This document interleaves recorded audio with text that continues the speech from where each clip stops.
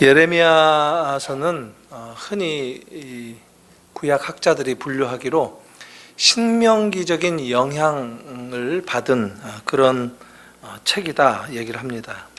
신명기의 영향이 그 구약 어떤 책보다도 가장 강하게 나타난다 이렇게 얘기를 합니다. 이스라엘, 유다에 대한 심판을 선언하면서 예레미야는 계속 그 아브라함과 모세의 하나님의 언약, 그 언약의 기초에서 하나님과 관계가 어긋난 그런 것들을 다루고 있고, 또 경고의 또 심판의 말씀을 선언하는 그런 책이죠. 주로 이제 돌이킬 때가 되었다, 돌아와라, 이런 내용을 예레미야 선지자는 간절하게 선포합니다. 그렇게 돌아오라고 하는데 유다의 반응은 좀 완고합니다. 그냥 돌이키지 않는 것 같고 그대로 있고 참 고집센 그런 모습을 보입니다. 도대체 왜 그런가 하는 그 이유들, 그리고 그들이 도대체 지금 상황이, 지금 형편이 지금 어떤 입장이길래 이렇게 될 것인가, 이런 것들을, 이런 주제를 다루는 것이 아마 오늘 이 8장 내용이 되겠습니다. 오늘 그 마지막 구절, 8장의 22절 마지막 절을 보면 유다는 회복되기는커녕 더 험한 상황으로 되어가는 상황에서 지금 이렇게 얘기를 합니다. 그곳에 의사가 있지 아니한가. 의사가 누구죠? 병 고쳐주는 사람을 의사라고 하죠. 예수님도 당신이 의사, 의원으로 오셨다, 우리에게 병을 고쳐주시는 분으로 자신을 드러내신 적이 있죠. 지금 유다가 병들어서 의사가 필요한 상황이고, 의사가 있어서 병을 고쳐줄 수도 있는데 그럼에도 불구하고 유다는 가만히 있다 하는 것입니다. 병을 고칠 생각을 하지 않고 자포자기하고 있는 그런 지적입니다. 죄라는 것이 참 무서운 것인데, 죄가 깊어지게 되면 포기하도록 자꾸 만듭니다. 어떤 일말의 가능성 이런 쪽으로 보기보다 좀 자포자기하도록 이끌어가는, 이것이 죄의 무서운 면목 아니겠는가 하는 생각이 들기도 합니다.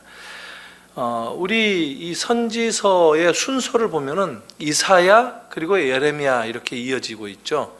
근데 이사야하고 예레미야는 약 한 100년 넘게 차이가 나는 그런 시대에 살았는데, 이사야를 보면 또 이사야 나름대로 북이스라엘이 참 만신창이가 되었다 이런 지적을 합니다. 이를테면 머리부터 발끝까지 성한 데가 없다 이렇게 지적을 합니다. 그런데 예레미야에 이르게 되면 이 남쪽에 있는 이 유다, 이 남왕국의 사정도 다른 차이가 없고 오히려 더 악화된 실정이다, 이것을 보여줍니다. 마치 병이 깊게 들어있는데 병든 자가 치료를 거부하고 버티고 있는 그런 모습과 같다, 이렇게 볼 수 있다는 겁니다. 그런 상황 가운데서 예레미야는 애통해하는 그런 심정을 가지고 오늘 이 심판과 또 회복에 대한 말씀을 전하고 있는 것이죠. 길르앗이 어디냐면 요단강 건너편 동편 쪽에 있는 곳이죠. 아주 비옥한 곳이고 그곳에 유향, 아주 값비싼 유향이 나는, 그래서 늘 그 강대국들의 그 먹잇감이 되곤 하는 그런 지역이었죠. 길르앗에는 유향이 있지 아니한가, 그곳에는 의사가 있지 아니한가. 내 백성이 그런데 치료를 받지 못하는 것은 어떻게 된 일인가. 사실 이 말씀은 굉장히 은유적인 그런 말씀이죠. 죄악에 물든 유다를 두고 지금 하나님에게 돌이키라 하는 이런 메시지를 전하고 있는데, 유다는 지금 하나님을 멀리하고 있다는 거예요. 우상을 섬기는 아주 몹쓸 병에 깊이 걸려 있는데, 그들은 또 완악하기까지 해서 치료받기조차 거부하고 있다 하는 것이죠. 사실 이 죄라는 속성이 참 그 완악하게 만드는 그런 그 면모가 있죠. 아주 철저하게 망가뜨리는 데까지 더 넘어가는 그런 속성을 가지고 있죠. 지금 유다의 형편이 그런 상황인데 거기서 하나님께서 행하실 일이라고는 심판 외에 다른 것이 없다 하는 것이죠. 그래서 8장 오늘 처음 1절, 2절, 3절 우리가 읽지는 않았는데 아주 심각한 심판을 선언하십니다. 어느 정도냐면 여호와의 말씀이니라, 좀 뭐라 그럴까요? 험한 어떤 특징적인 것을 얘기하실 때 설마 이렇게 강한 일이 벌어질 것인가 이렇게 받아들일 수도 있는 그런 여지가 있는 그런 내용들의 앞뒤로는 항상 나 여호와의 말이니라 이런 말씀을 덧붙입니다. 그래서 1절 시작하는 말이 여호와의 말씀이니라, 그리고 이제 블라블라 이제 쭉 얘기를 합니다. 그리고 3절 마지막 부분에 보면은 만군의 여호와의 말씀이니라, 이렇게 앞뒤로 딱 묶어놓는, 이 족쇄로 도장을 꽉 찍듯이 묶어주는 그런 역할을 합니다. 이것은 확실하다라는 얘기죠. 근데 그 내용은 굉장히 험한 내용입니다. 어떤 내용이냐면 이미 죽은 자들의 무덤까지 파헤쳐지는 심판을 지금 선언하고 있다라는 거예요. 그때 사람들이 유다 왕들의 뼈와 그의 지도자들의 뼈와 제사장들의 뼈와 선지자들의 뼈와 예루살렘 주민의 뼈를 그 무덤에서 끌어내어 그들이 사랑하며 섬기며 뒤따르며 구하며 경배하던 해와 달과 하늘의 뭇별 아래에서 펼쳐지게 하리니, 무덤을 파헤쳐버린다는 거예요. 무덤을 파헤치는 이런 일까지 능욕당할 것이다 라는 거예요. 이게 무슨 뜻이냐면 바벨론이 실제로 침공해 와서 이런 왕들의 무덤을 다 파헤쳐서 이 죽은 뼈들을 다 널어놓고 뭐 완전히 이걸 뭐라고 표현하죠?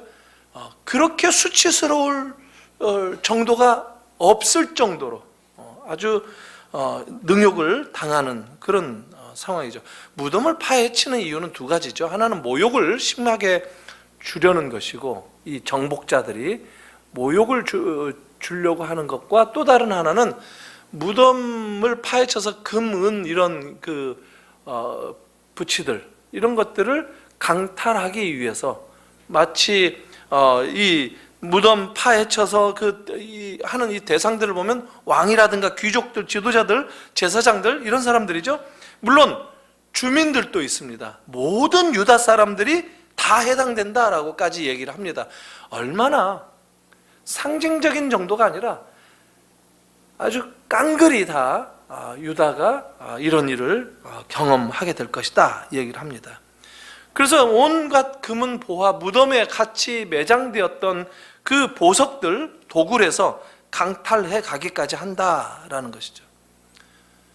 이런 심판이 왕만 당하는 심판이 아니라 유다 전 민족 모든 사람이 다 이 심판의 대상이다라고 얘기를 합니다.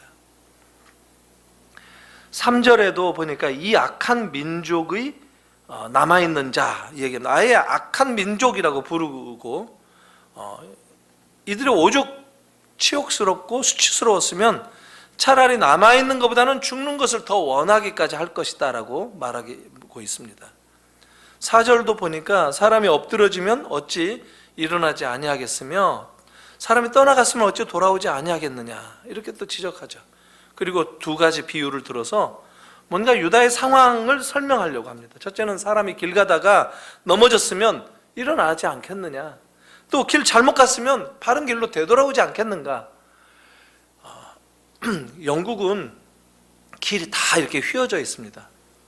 영국은 뭐 미국처럼 두부의 바둑판 모양으로 이렇게 격자라고 그러죠. 격자 형 도시 계획을 하지 않고 다들 이렇게 휘어진 길이에요. 옛날 그냥 오솔길 쓰던 게 큰 길이 됐고 이런 식인 거예요. 그래서 다 삐뚤빼뚤한데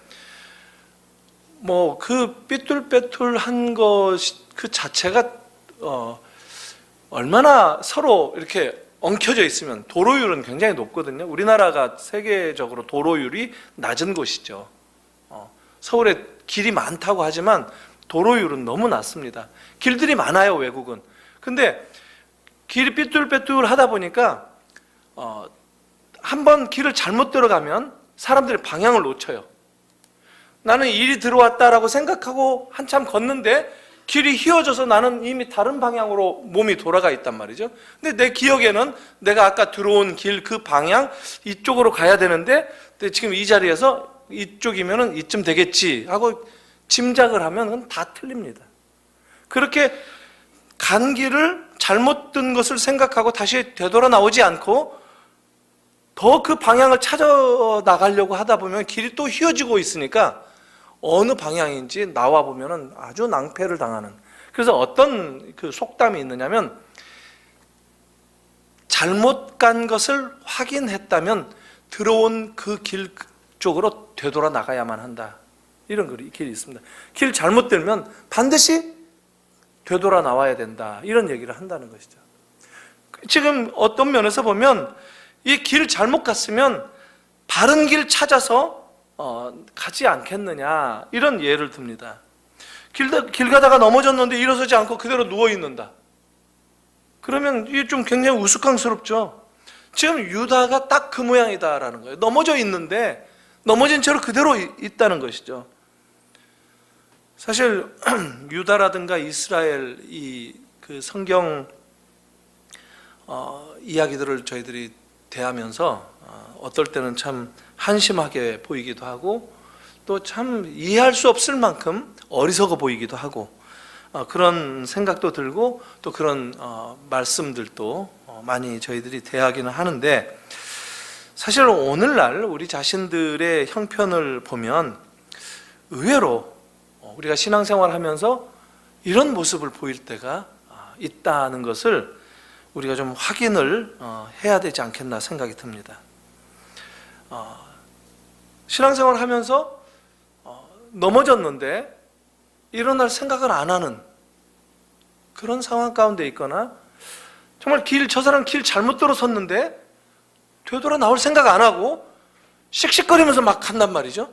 이런 경우들이 의외로 많이 있다라는 거예요. 다들 다른 사람들은 우스꽝스럽게 생각하는데 자기만 몰라요. 자기만. 오늘 말씀은 그에 대해서 뭐라고 얘기하느냐면 죄에 져서 넘어질 때도 있지만 또 비록 수천 번을 넘어진다 할지라도 그대로 있지 말라 하는 거예요. 넘어진 채로 그대로 있지 말아라. 다시 일어서라 하는 거예요. 지금 오늘 예레미야가 하는 말씀은 다시 일어서라. 다시 되돌아와라. 길 잘못 들었으면 다시 인정하고 되돌아와라. 어떤 상황이든지 일어서서 예수의 죄사함을 붙들고 서라는 겁니다. 때로는 부끄러울 수 있죠.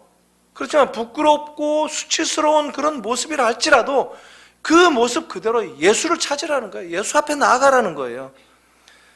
이미 예수님은 이 골고다 위에서 우리를 위해서 대신 모든 능욕과 수치를 당하신 분이시고 그런 일들을 통해서 우리의 죄사함을 선포하신 분이에요. 그것을 기억하면 우리가 때로는 힘들고 또 때로는 제자리로 되돌아오는 것이 굉장히 용납되지 않는 그런 상황 가운데 있을지라도 그러나 주님만이 우리의 병을 치료해 주시는 분이다라는 것을 고백하고 인정한다면 그게 문제가 되지 않는다라는 겁니다. 그래서 더 이상한 데에서 넘어지거나 넘어진 채로 그대로 있거나 아예 뒹굴면서 힘들어하기보다 십자가 붙들고 일어서라. 이것이 오늘 이 예레미야의 말씀을 통해서 오늘 우리들도 늘 경험할 수 있는 그런 상황 가운데서 교훈받을 수 있는 내용이다 하는 겁니다. 길 잘못 들어섰는데도 돌이키지 않는 사람들, 이게 뭐냐면 이 예레미야가 진단하기로는 거짓 때문에 거짓을 고집하고 돌이키기를 거부한다라고 얘기했어요. 5절에 보면 하나님이 물으십니다. 이 예루살렘 백성이 항상 나를 떠나서 물러가면 어찌함이냐. 암만 귀를 기울여 들어봐도 정직을 말하지 않으면서 악을 뉘우치지도 않으면서 또한 돌이키지는 않는다라고 합니다. 그 원인이 뭐죠? 거짓을 고집하기 때문이다라고 얘기합니다. 이거 어떤 면에서 보면 참 상식적으로 이해되지 않죠. 도무지 납득할 수 없죠. 그런데 거짓된 세력에 잡혀 있기 때문에 그렇다는 거예요. 왕도, 제사장도, 선지자도, 일반 백성들도 다 그 거짓에 잡혀 있기 때문에 이 유다가 그런 고집을 부리고 있다라는 겁니다. 거짓에 사로잡히면 진리를 못 듣습니다. 거짓의 아비가 누굽니까? 마귀라고 그러죠. 마귀. 거짓의 아비. 거짓의 아비에게 미혹되면 진리의 편에 서지 못하는 거예요. 오늘날 거짓된 뉴스들도 많이 나타난다고 하지 않습니까? 거짓된 또 이 통계, 거짓된 이 설문조사, 거짓된 이런 소식들, 이런 것들에 의해서 우리가 미혹받는다는 거예요. 그런데 이 유다가 왜 거짓에 사로잡혀 있는가? 7절에 그 이유를 밝혀줍니다. 7절에 공중의 학은 그 정한 시기를 알고 산비둘기, 제비, 두루미는 그들이 올 때를 지키거늘. 이게 다 철새들입니다. 철새. 언제 움직이고 언제 따뜻한 곳을 향해서 움직이고 언제 다시 고향인 북쪽을 향해서 이동을 해야 될지 그 시기를 안다는 거예요. 그런데 내 백성은 여호와의 규례를 알지 못하도다. 하나님의 규례를 알지 못하기 때문이다라는 거예요. 새들도 때를 아는데 새만도 못하다. 유다 백성들이 지금 새만도 못하다.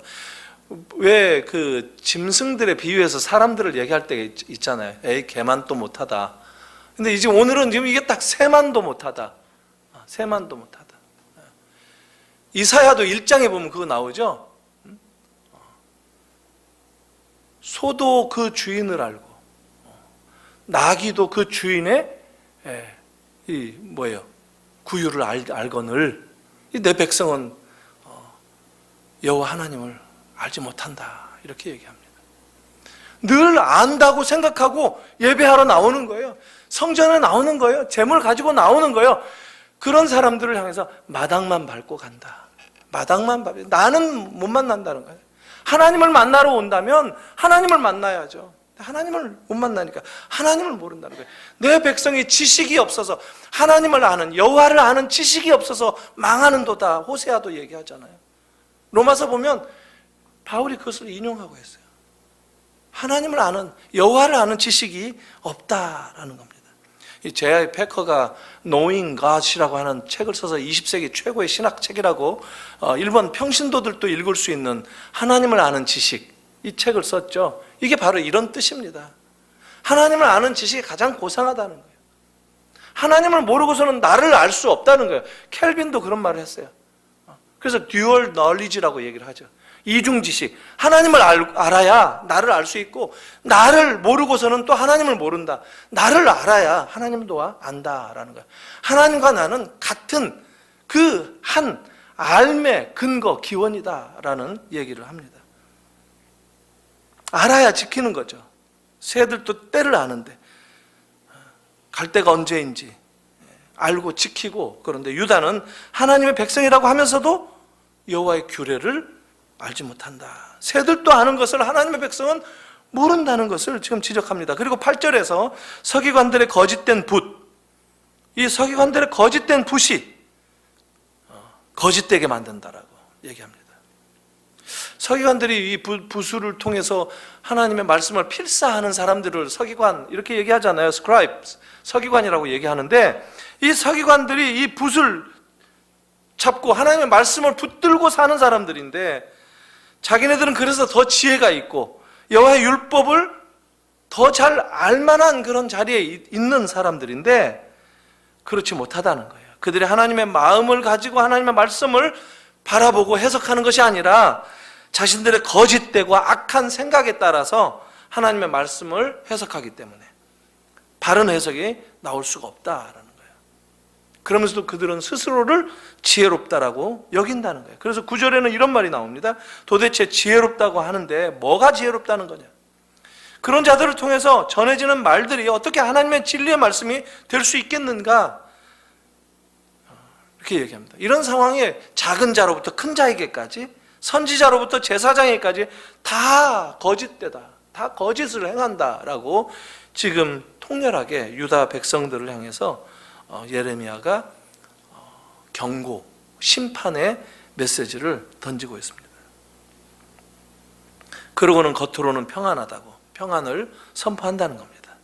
이런 걸 뭐라고 얘기하느냐면 11절에 그들이 내 백성, 여기서는 참 사랑스러운 딸로 이스라엘 백성에 대해서 하나님이 계속 이 용어를 사용하는 거 보면 참 의아하기까지 합니다. 이 하나님의 사랑이 심판을 지금 말씀하시면서도 내 백성 이렇게 얘기하잖아요. 마치 고린도 교회 성도들에게 참 문제 많고 흠이 많고 뭐 서로 재판하고 서로 날리고 지지고 볶고 하는 이 고린도 성도들에게 성도라고 하지 않아요. 성도, 거룩한 하나님의 백성들 이렇게 얘기합니다.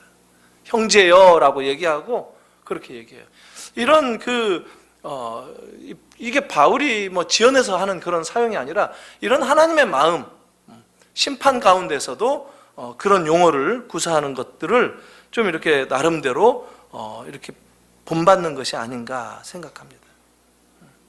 그들이 내 백성의 상처를 가볍게 여겼다라고 얘기합니다. 마치 거짓 의사들처럼 병든 자의 상처가 아주 심각한데 그럼에도 불구하고 적당히 약이나 주고 그냥 붕대만 감아주면 괜찮다, 곧 좋아질 것이다 이렇게 하면서 평강을 외쳤다는 것입니다. 한마디로 유다의 종교 지도자들은 영적으로 무지함 가운데 있었다는 겁니다. 오늘날은 또 어떻습니까? 참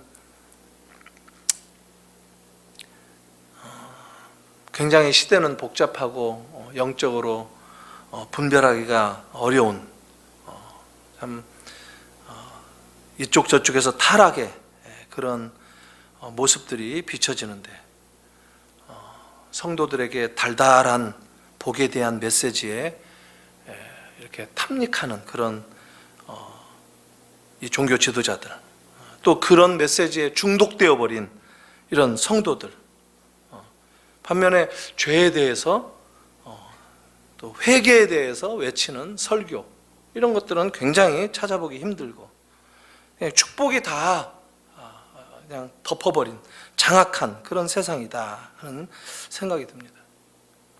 이번 사경회 때 저 개인적으로 굉장히 아주 처음에는 의아해하다가 점점 저도 설득이 되고 말았는데 박세일 목사님이 우리 교회를 칭찬을 너무 하시는 거예요.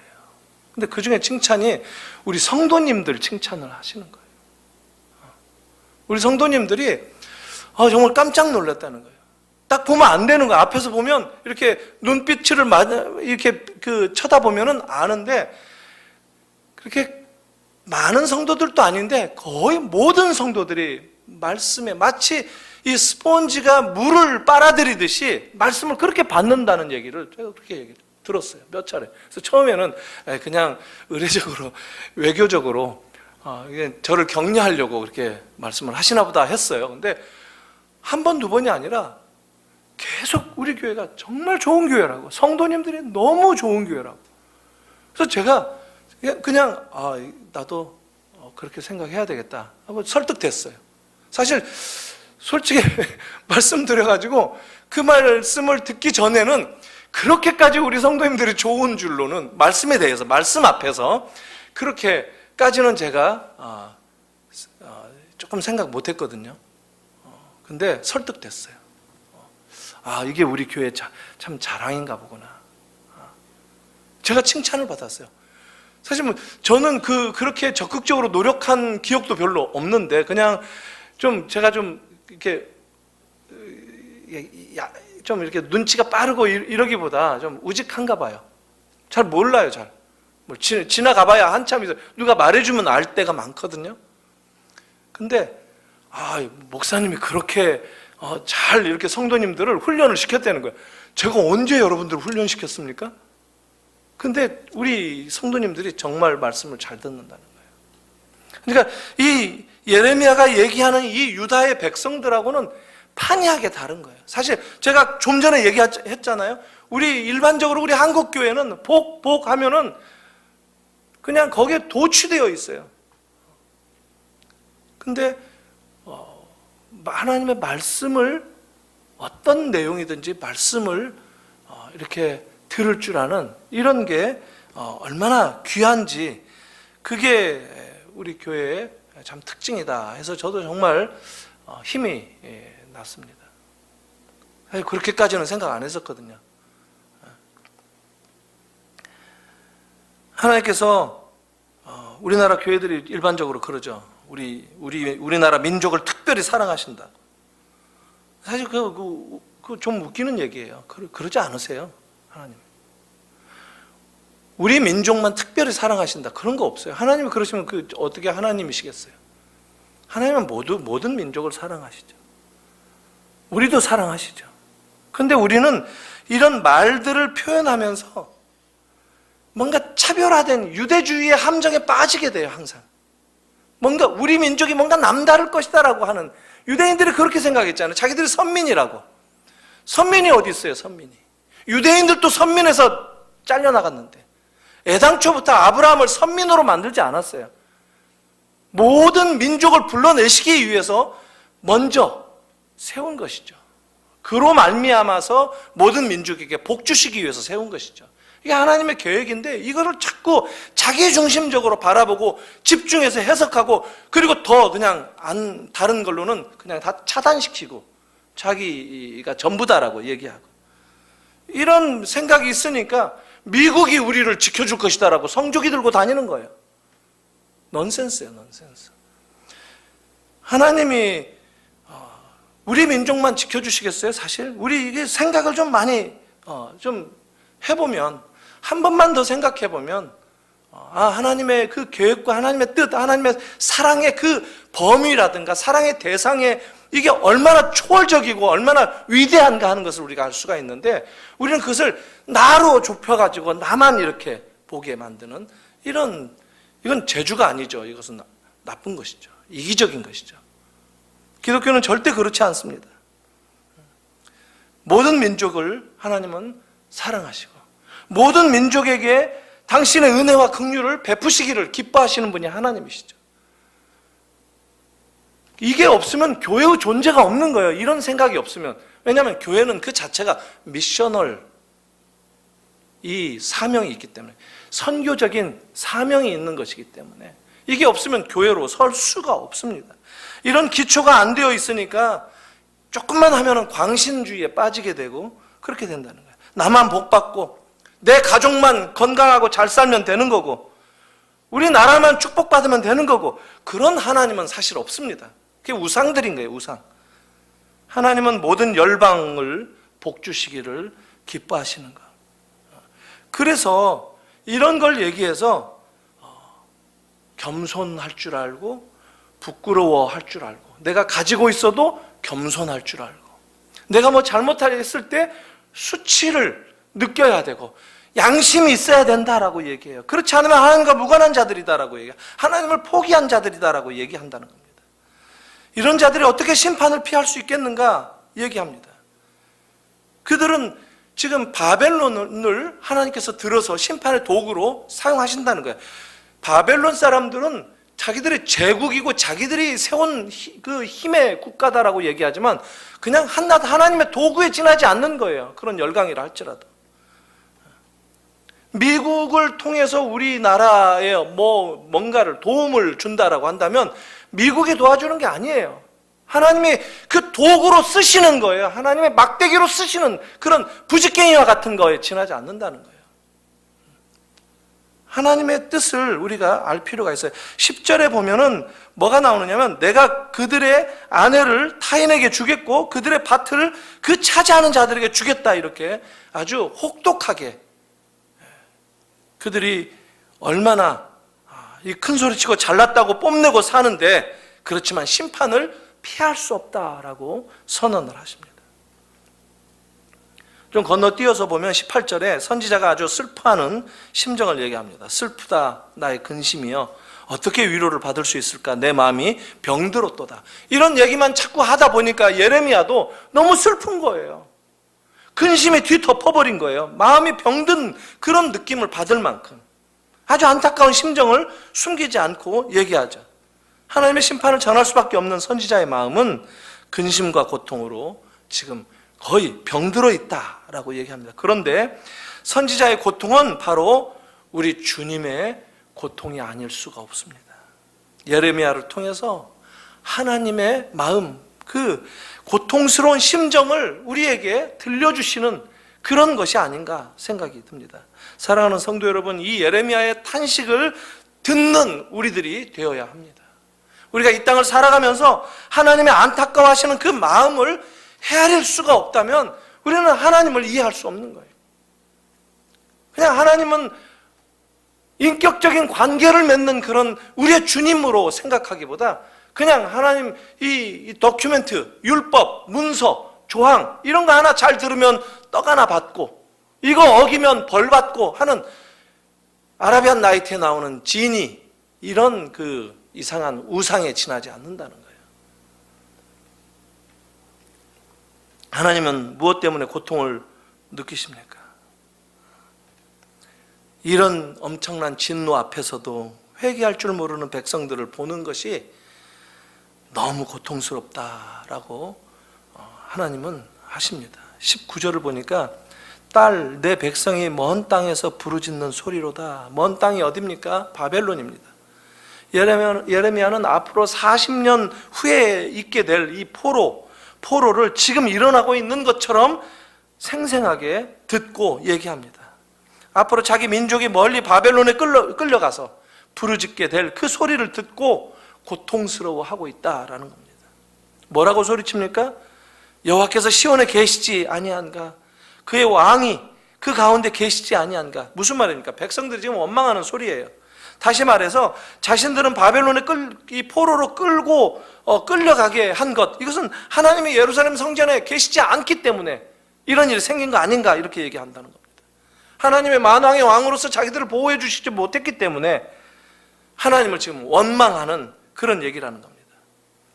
그 조상의 그 후손들 아닙니까? 애굽에서 노예살이 하다가 출애굽한 이스라엘 민족들이 광야에서 하나님과 모세를 얼마나 원망했습니까? 우리를 광야에 이 물도 없는 곳에서 죽이려고 여기까지 끌고 왔는가? 이 출애굽 자체를 원망하기까지 하지 않았습니까? 이게 유다 백성들이 지금 그런 원망을 할 것이라는 겁니다. 왜 하나님은 우리를 보호하시지 못하고 왜 안 계셔가지고 우리가 이 고생을 하고 이런 고난을 겪어야만 하는가? 그런데 그 하나님께서는 그 원망의 소리에 분명하게 말씀하십니다. 그들이 어찌하여 그 조각한 신상과 이방의 헛된 것들로 나를 경노하게 하였는고. 하나님이 성전을 떠나신 것은 그들이 다른 신을 섬겼기 때문입니다. 성전 안에다가 새긴 우상을 세워놓고 섬겼단 말이에요. 하나님 그들의 왕이 되지 못한 것은 그들이 우상을 자기들의 주인으로 왕으로 삼았기 때문이었습니다. 그러면서 그들은 하나님을 원망하면서 지낸다는 거예요. 참 안타까운 민족이죠. 이런 것을 우리들이 신앙생활을 하면서도 점검하고 또 내 모습을 돌아보는 그런 말씀의 기준으로 삼아야 할 것입니다. 우리는 내가 하나님 말씀대로 살지 않는 것은 생각하지 않고 어떤 안 좋은 일이 일어나면 하나님을 원망하는 이런 이스라엘 저 광야에서 보였던 이스라엘의 미련하고 무지한 그런 원망하는 모습, 이게 우리들의 삶 속에는 없는가, 이것들을 좀 살펴본다면 이런 말씀들을 통해서 하나님 우리에게 참 유익의 길로 우리를 보호하시고 또 은혜 주시는 그런 것이 아닌가 생각이 듭니다. 21절 보니까 또 하나 하나님의 고통의 이유가 나오는데, 딸 내 백성이 상하였으므로 나도 상하여 슬퍼하며 놀라움에 잡혔었다라고 얘기합니다. 그리고 길르앗에는 유향이 있고 그곳에는 의사도 있다. 그런데도 내 백성이 치료를 받지 못한다. 이게 지금 유다의 모습이다라는 겁니다. 하나님의 심판을 선포했는데도 불구하고 치료받을 생각을 안 하더라 하는 것입니다. 하나님의 의사신데 지금 치료해 주실 분이신데, 치료자의 하나님 여호와 라파의 하나님이신데 그 하나님의 가까운 곳에 계시는데도 불구하고 그들은 하나님께 나오질 않더라는 말입니다. 사실 저도 목회를 하다 보면 가끔 이런 슬픈 일을 경험할 때도 있습니다. 우리가 몸 아프면 약국으로 병원으로 달려가지 않습니까?